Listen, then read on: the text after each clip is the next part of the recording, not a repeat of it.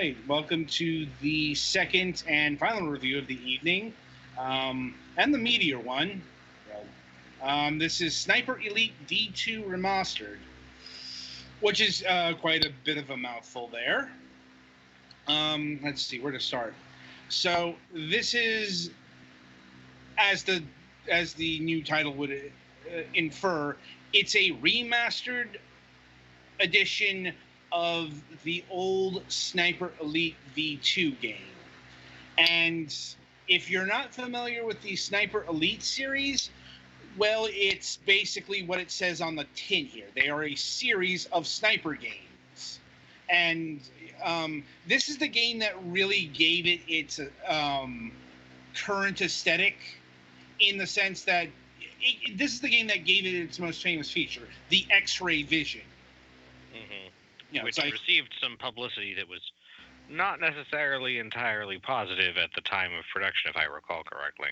Well, I mean, it's doing the Mortal Kombat X-ray thing. It's like, if you shoot a body part with perfect precision, you get to see a skull explode, or lots of various body parts exploding here. Mm-hmm. And it's pretty detailed. It's also pretty over the top, so it's actually kind of hard to take seriously, in all honesty. And it also gets pretty repetitive pretty quickly, although you'll be glad to see the animations go hitting, because that means you hit your mark. Mm-hmm. And Sniper Elite V2, well, this is... if you don't know what a V2 is, that was the rocket program of the Third Reich. Yeah, it was a specific kind of particularly accurate long-ranged rocket. Right, and they were the precursor to modern-day rockets and ICBMs. I mean, indeed, this game is all about that stuff, like the V2 rockets. It's not just a cute title. The entire storyline is about stopping the V2 rockets and securing the Nazi scientists, which is actually how it went in real life. In fact, Operation Paperclip is mentioned in the game.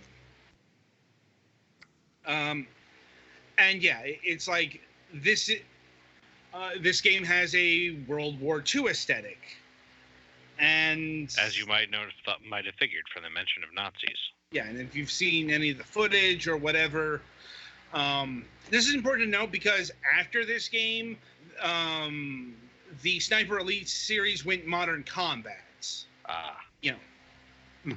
It's actually kind of interesting, because Sniper Elite V2 came out in 2012. It's kind of the one, if not the last holdover, but one of the last holdovers of the World War II saturation that happened in the mid 2000s. Although, as all things, it is cyclical. Yes, and like I said, this game came out when that was on not just on the downswing, but pretty much discarded as a setting. That being said, if you've played a World War II game from the mid-2000s, you will recognize this aesthetic. Like, it's very gray, it's very desaturated, it's very, this looks like this is aping Call of Duty 2. Or Battlefield 2, or, any number of the World War II games that came out during, that period of oversaturation. Mm-hmm. Not saying it's necessarily bad. It's just, this is a very grim and gritty game. It's a very of the era aesthetic. It takes itself seriously, because I do know if not the main series, the spin-off series got not as serious, if only because, you're dealing with literal Nazi zombies in the spin-offs. Mm-hmm.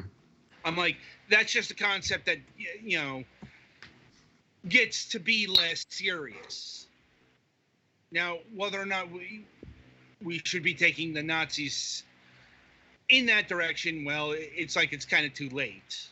Anyway, getting back to it's pretty typical World War II affairs. Not just in terms of the art style or the level design, right down to the music. Like, trumpets, a lot of brass.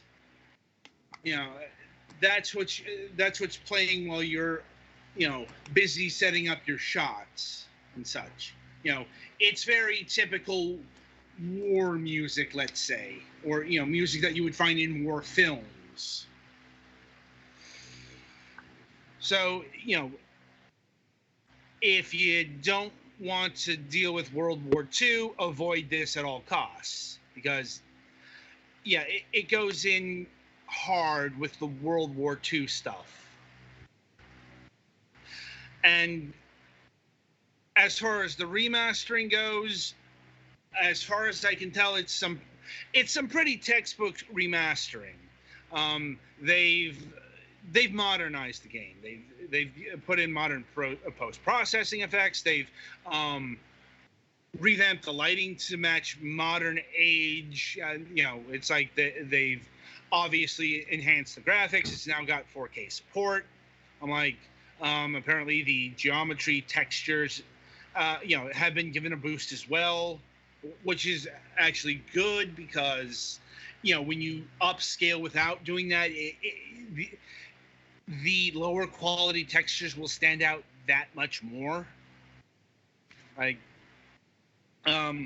outside of that, there are some new things, and this is also the full package.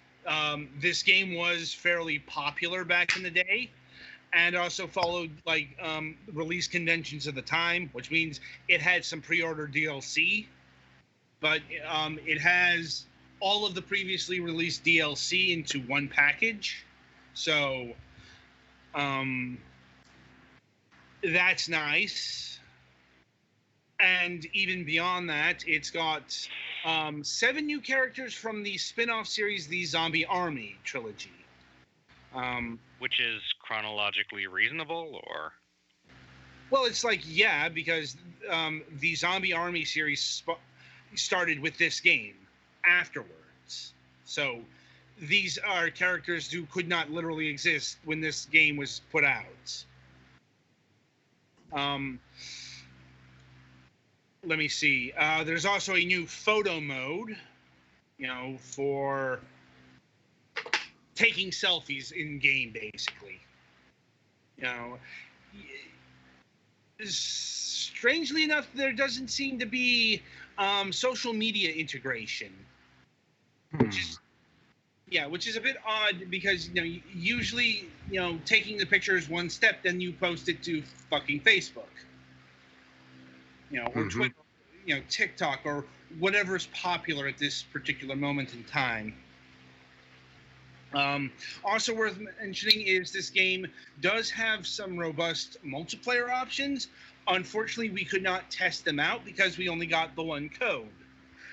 And this is the problem when we get the one code and we got multiplayer. And this is not a cheap game either. We'll get to the pricing in a bit, but it's fairly hefty for a remastered game. Anyway, in terms of multiplayer, you've got a co-op mode. You've got and apparently this has been enhanced. It's got Deathmatch, Distance King, Dog Tag Harvest, and Capture the Flag. Apparently these modes now support up to 16 players. So there is a substantial boost here. That being said, now it's kind of hard. It's hard for me to judge this game against the entirety of the series because this is the first Sniper Elite game I've ever played. The thing of it is, I do have the original version of Sniper Elite V2, as well as the first game. I've never played them. It's, never got around to them. Kind of deal. It's like, I think I got the first one in a Humble Bundle, and the second one was given away for free in preparation for the Sniper Elite 3 game getting released. So that was kind of a why not? Point is, I'm a neophyte at this game series, so I couldn't tell you how V2 stacks up against Sniper Elite 4, for example. In my own experience, this game definitely works best as a sniper game. Though, if you're playing on PC, definitely going to recommend the keyboard and mouse setup, even though it is a third-person action game, and I know the movement doesn't work quite as well. Because since this is a sniper game, accuracy is the name of the game. And doing this game with an analog trigger is fucking frustrating in the way it's always fucking frustrating, because the analog sticks will oversteer when trying to make precise movements. I tested both out. And I'm like, yep. Analog controls still are fairly fucking garbage for accuracy. Now, and once again, it's usually not a problem in a lot of console-centric shooters because you have things like aim assist and whatnot.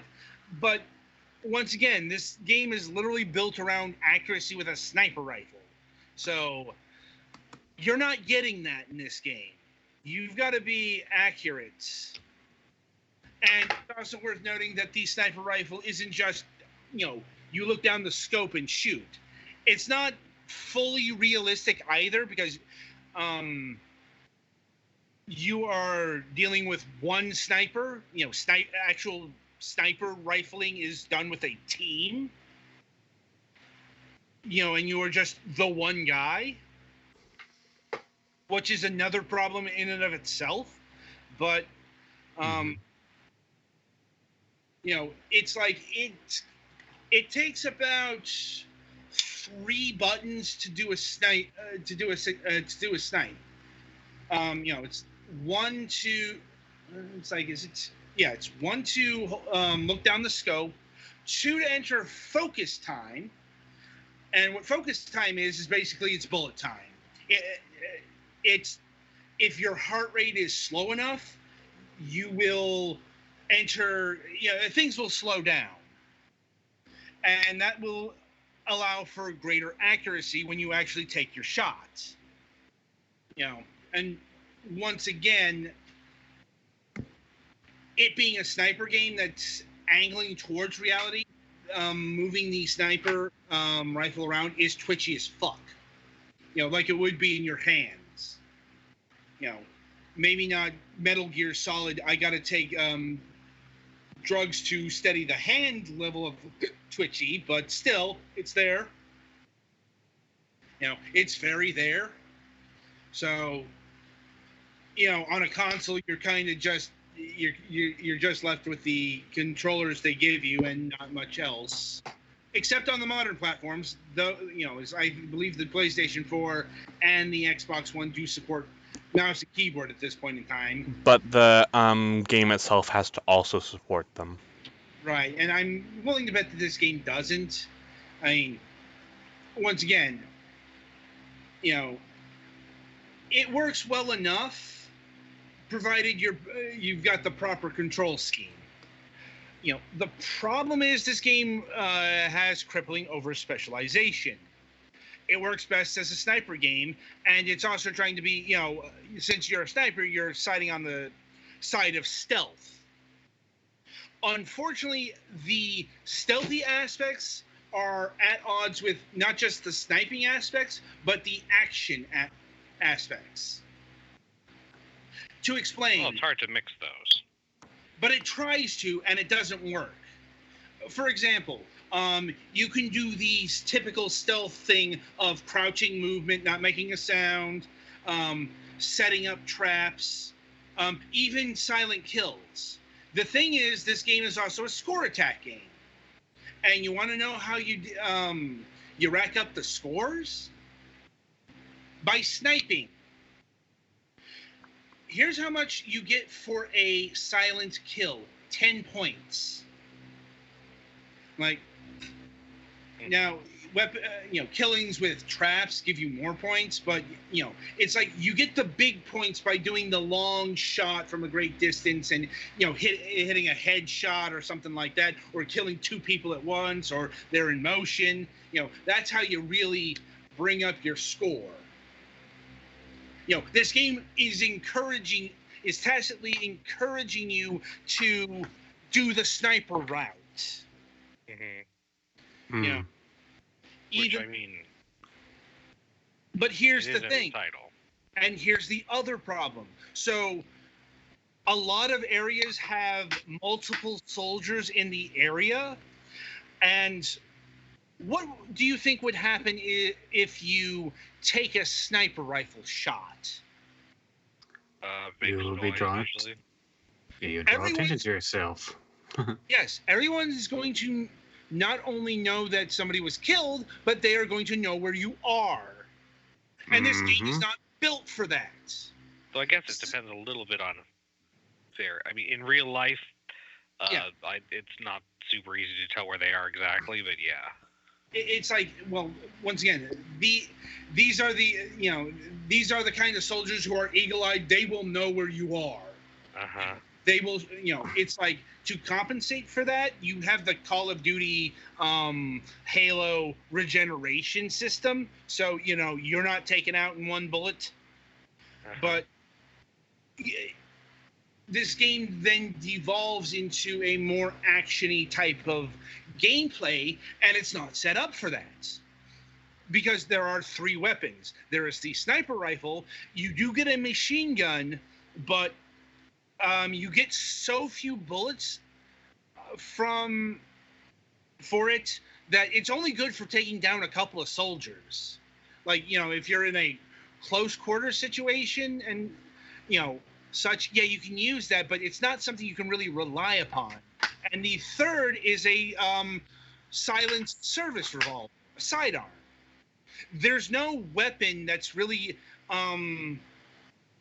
framed in good use in conjunction of, oh, hey, I've alerted every goddamn soldier in the area. Mm-hmm. And what's worse is, or maybe better, is when the guards are fucking alerted, they usually stay alerted. Which, yes, is technically more realistic, but also makes it rather more difficult to, play. Yeah. It's like, you're trying to take a sniper accurate shot of, another soldier, and there's 3 of them coming your way. It's a fucking problem.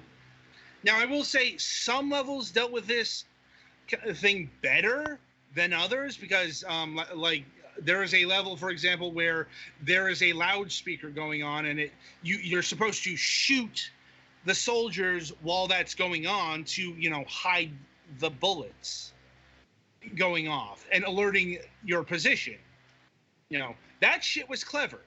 And it works in conjunction with these silent stealth shit that they were going for. Because you can also hide bodies. Soldiers get alert if they see a dead soldier on the fucking ground. That kind of thing. It's, when you've killed one soldier and 4 or 5 are coming to descend upon you, that didn't work. Yeah. Are there any options for, snipe and then run to a new area and then snipe again, or? Yes, you can do that. It's just, the soldiers will always be on your ass. They will be firing on you. They will be, they will take up counter positions. They will go to machine guns and shoot at you. There's reasons why some sections of this game took me like a fucking hour to get past. Because I was continually killed by 5 fucking soldiers. Yeah, no. There were some nice ideas here, but oftentimes they did not work well together. It's like, you were trying to mash action and stealth together, and it never fucking works.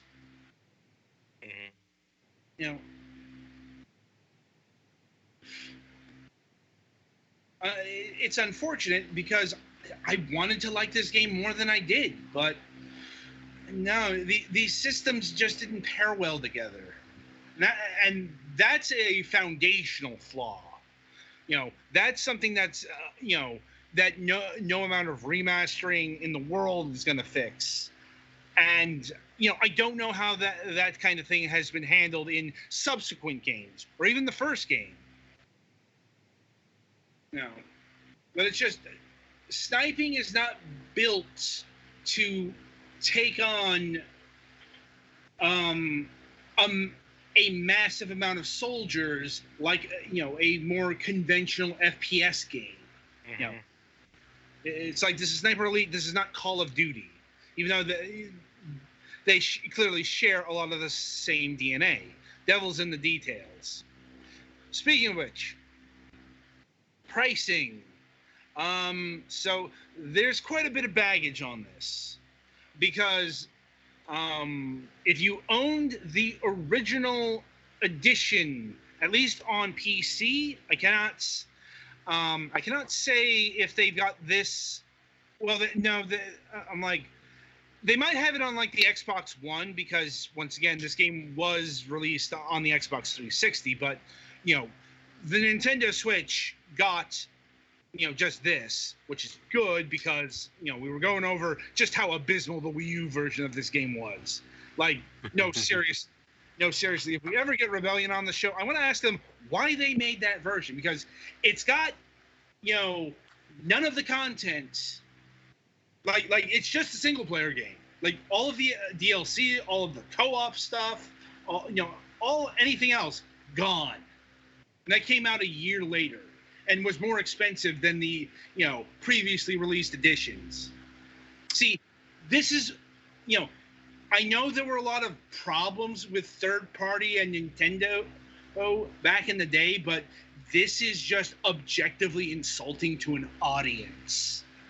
But, putting that aside, the pricing for Sniper Elite V2 Remastered, if you don't have it, is $34.99. Let me see how that pairs with the consoles, if I can. Let's see. Here's the Microsoft Store. $34.99. Nintendo Switch should be $34.99 as well, or it's like, unless there's a Switch tax, which is possible. I can check. Stupid age gates. Hang on. Ugh. Yes, I was born in the year 2000.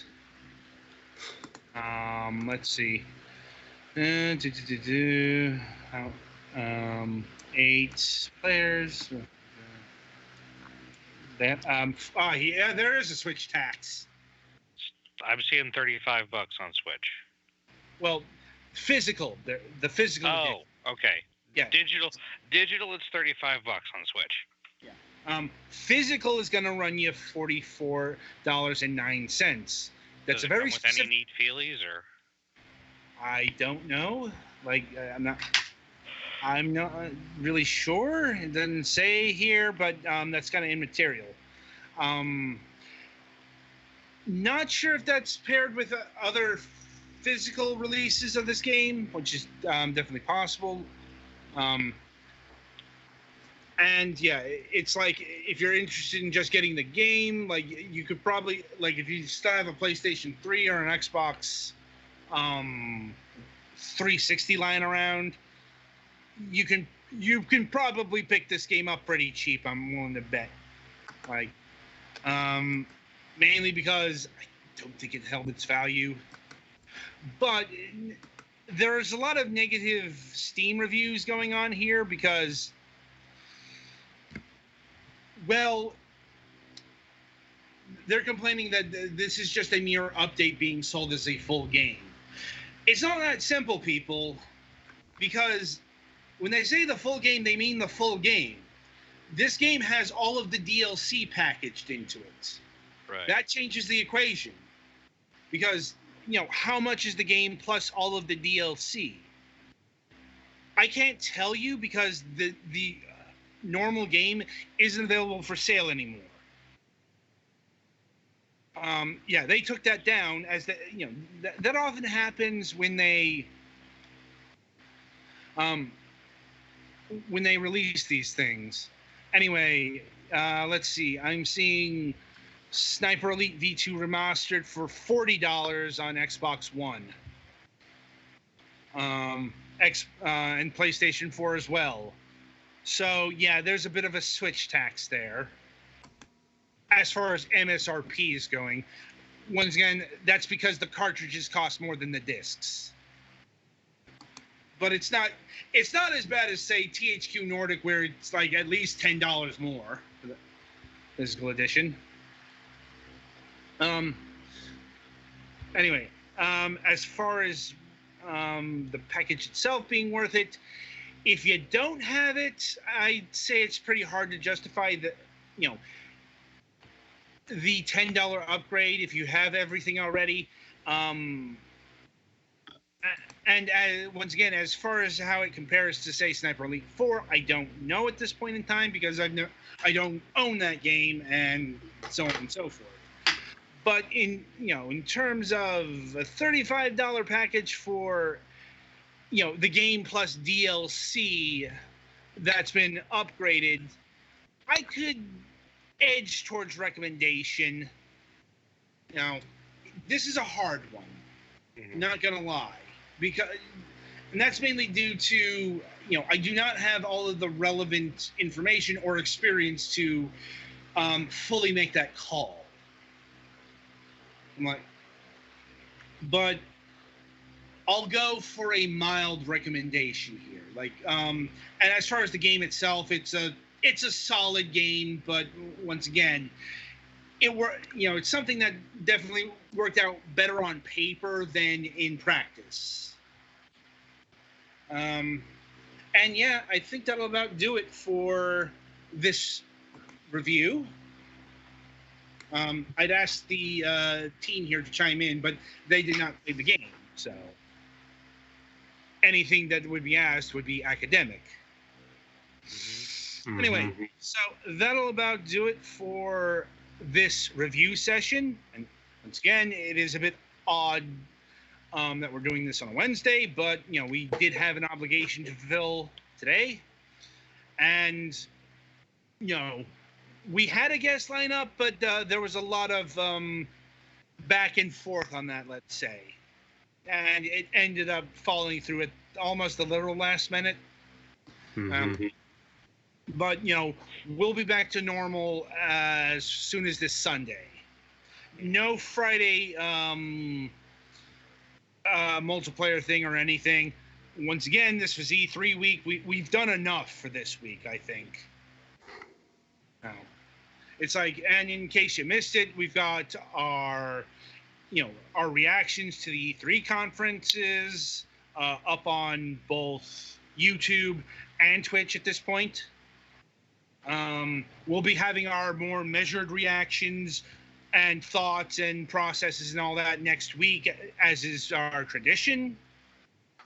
And coming up on Sunday, we'll be reviewing The Painter's Apprentice, which is a 2D platformer, and The Lady, which is I'm not exactly sure how to describe this game. Let's put it that way. It's certainly unique.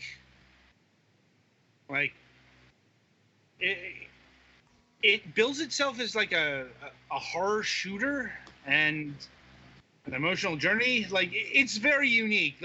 There's a reason why I picked this. and not just because it's a simple game that reviews easily on an E3 week. And on that note, I shall wish you good gaming.